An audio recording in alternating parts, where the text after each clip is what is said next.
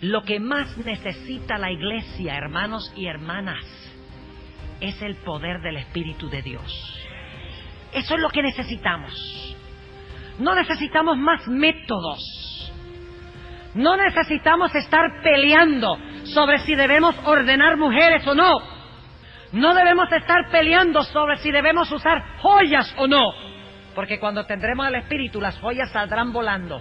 No debemos estar peleando si está bien tomar Coca-Cola o no. Porque cuando venga el Espíritu Santo, la Coca-Cola saldrá caminando de la nevera. Peleamos sobre cosas pequeñas, sobre cosas insignificantes, y nos dividimos. Y tenemos riñas y el diablo dice, amén, puedo continuar mi siesta. Cuando la iglesia duerme, el diablo duerme. Cuando la iglesia se despierta, el diablo se despierta. Créanlo o no. Ahora quiero compartir con ustedes 4 ejemplos bíblicos del versículo que leímos al comienzo del tema en esta tarde. Todos los que quieran vivir piamente en Cristo Jesús padecerán persecución. Y vamos a ver por qué no hay persecución en la iglesia. Ustedes notaron que la sierva de Dios dice en el conflicto de los siglos que cuando se reavive la piedad de la iglesia, ¿qué? Primitiva, vendrá la persecución. Ahora, hablemos un momentico de la iglesia primitiva. Y como les dije, solo les voy a dar los ejemplos para que ustedes estudien. ¿En qué condición se encontraban los discípulos antes del día de Pentecostés? Antes de que llegaran al aposento alto. La última semana que pasó Jesús en el planeta Tierra, ¿cómo se encontraban? Divididos y peleando, ¿verdad? ¿Llenos de qué? De suficiencia propia y de orgullo. Cuando Jesús dice, difícilmente llegarán los ricos al cielo, Pedro dice, pero nosotros somos pobres, te hemos seguido, ¿qué recompensa tendremos? Y luego en el mismo camino a Jerusalén, 2 discípulos discutían, ¿quién va a ser el mayor? Y viene la mamá y le dice, Señor Jesús, te quiero hacer una petición por mis hijitos. Cuando entres en tu reino, ponme a uno a la derecha y otro a la izquierda. Y los demás discípulos, bueno, tendrán que ocupar otro lugar. Pero dale aunque sean mis hijitos los puestos más importantes en el reino. Estaban con riñas y peleas, llenos del yo, temerosos de perder su vida. ¿Recuerdan a Pedro? ¡Ja! Nunca te negaré. Pero cuando llegó la hora de la prueba, ni hablar, sálvese quien pueda. Salió corriendo. Mis hermanos, hay un punto muy importante. Y es que Dios no puede llenarnos de su Santo Espíritu sin que antes seamos vaciados de nosotros mismos. Porque Dios no llena algo que está lleno. Dios llena un vaso que está vacío. La primera condición es cumplir con lo que pasó los 10 días que estaban los discípulos en el aposento alto. Eso es lo que ineludiblemente tiene que suceder antes de que Dios pueda derramar su Santo Espíritu. ¿Y qué pasó durante esos 10 días? Gracias. ¿Qué pasó durante esos 10 días? ¿Oraron mucho? ¿Estudiaron mucho? ¿Sacaron el televisor y vieron As the World Turns?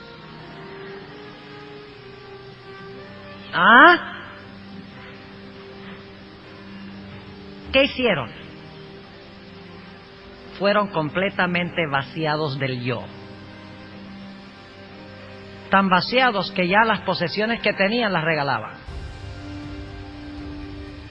No decían ser suyo lo que era suyo. ¡Qué cambio! Y luego ustedes saben qué pasó cuando se cumplieron las condiciones. Cuando fueron vaciados del yo en esos 10 días de preparación, cayó con poder, ¿qué cosa? El Espíritu de Dios. En el capítulo 1 están preparándose, vaciando el yo, llenándose de Cristo y del Espíritu, todavía no del Espíritu Santo, pero de Cristo. En Hechos 2 son llenos del Espíritu Santo. Recuerden que Jesús derramó el Espíritu Santo sobre los discípulos 2 veces. ¿Ha notado usted eso? Antes de que Jesús muriera, sopló y le dio a los discípulos el Espíritu Santo. Oh, entonces le dio el Espíritu Santo antes del Pentecostés. Sí, porque necesitamos el Espíritu Santo para vaciarnos y luego lo necesitamos para llenarnos. Eso es lo que dice la sierva de Dios. Y cayó el poder en el día del Pentecostés. Capítulo 2, ven. El capítulo 1, preparación. Capítulo 2, poder del Espíritu Santo. ¿Y qué pasa en el capítulo 3? Va a parar Pedro a la cárcel. Y azotan a Pedro y a Juan. ¿Sí o no? ¿Por qué fueron perseguidos? Porque habían recibido el Espíritu Santo. ¿Y por qué recibieron el Espíritu Santo? Porque así habían sido vaciados ¿de qué? Vaciados del yo. Vaciados de sí mismos. ¿Por qué la iglesia no es perseguida? Me atrevo a decirlo. ¿Por qué la iglesia no es perseguida? Oh, porque Dios es misericordioso con nosotros. La iglesia no es perseguida porque no tiene el Espíritu Santo. Ay, ay, ay, me metí ahora yo en problemas. O tiene, digamos mejor para suavizarlo, tiene muy poco Espíritu Santo. Y tiene poco Espíritu Santo porque hay mucha ¿qué? Mucha suficiencia propia. Y Dios no nos puede confiar el poder, al menos que tengamos el carácter. Díganme ustedes, ¿sería peligroso para alguien tener el poder de hacer obras de omnipotencia sin tener el carácter de Jesús? Óigame, cosa seria. Si no tenemos el carácter, Dios no nos confía el poder. Y noten que después que reciben el Espíritu Santo, predican con poder y el resultado inmediato es persecución. Todos los que quieran vivir piamente en Cristo Jesús padecerán persecución. El secreto de ser perseguidos es recibir el Espíritu de Dios. ¿Quién le gusta ser perseguido? A nadie. Entonces no recibamos el Espíritu para no ser perseguidos. Eso es lo que dirían muchos. Y eso es lo que piensan muchos. Oh, pero la promesa bíblica es que Dios da, junto con la persecución, su gracia y su poder para mantenernos firmes ante la persecución. Eso fue lo que hizo con Pedro. ¿Ya Pedro tenía miedo de que lo azotaran? Óigame, los azotaron y los echaron en la cárcel. Y vino el ángel y los soltó. Y se fue al mismo mercado otra vez a predicar. Que Pedro diferente. Que Pedro distinto. ¿Cuál era la diferencia? Tenía el poder del Espíritu Santo. Porque había cumplido las condiciones de arreglar las diferencias con sus compañeros. De estudiar la Biblia, de orar, de unirse junto con sus compañeros. Ese era el secreto.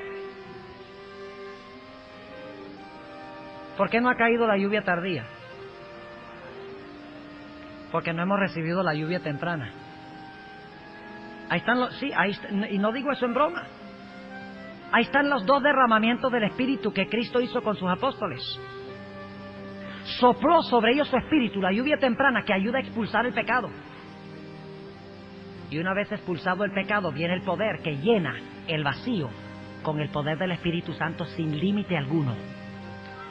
Yo anhelo ese día, cuando pueda sanar enfermos. Hoy día Dios no nos puede confiar ese poder. Porque si hoy sanáramos un enfermo, diríamos, sané al enfermo. ¿Cómo te parece? ¡Sané a un enfermo! ¡Wow! Y atraeremos atención a nosotros mismos.